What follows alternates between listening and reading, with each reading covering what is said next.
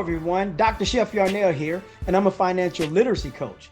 Now, I've taken some time to create videos designed to enhance your learning and understanding of financial concepts. So do me a favor, take some time, watch the videos, and most of all, enjoy them. Now, if you find these videos helpful and they bring value to your journey, by all means, I would love to hear from you, so please provide feedback. Until then, let's grow together. What's up, everybody? It's your boy, Dr. Chef Yarneezy, the Pimp Master. Guys, I'm not in my normal setting, so my screen looks a little foggy, but it's okay. It's okay.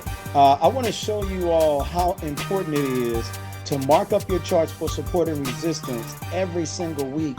And so let's jump right into it. I'm going to share my screen, and we're going to go right into the importance of doing support and resistance, okay? All right, so let me... And for the purpose of this, I'm going to turn off my camera, and I'm gonna let you guys just focus on the chart. So let's focus on the chart. Here we go. All right. So with support and resistance, guys, every week we drop the code box numbers, and it's such a beautiful illustration of how support and resistance works, because if you look at what happens here, we left support, which is the top of the box, right?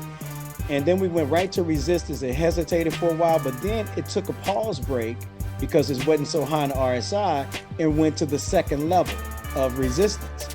Then it pulls back. Look where it stops, on support. It goes right back to resistance, pulls back a little bit, leaves support, and goes to the next level of resistance. Now it's doing the same thing. It's consolidating a little bit here, but the last level of resistance is here, which will take you the full code box measurement.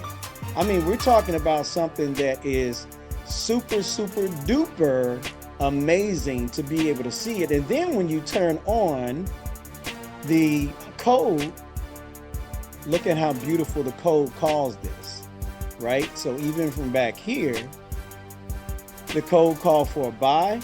Right here, it called another buy right here, had a little sell code in, but then if you go off of the buy code and the bounce off the strong support, that sucker ran all the way up here, came back, hit the reversal area, another buy alert came, it went to the next level, strong reversal or strong support level was here, did it again, strong support, buy code, boom, it bought up, right?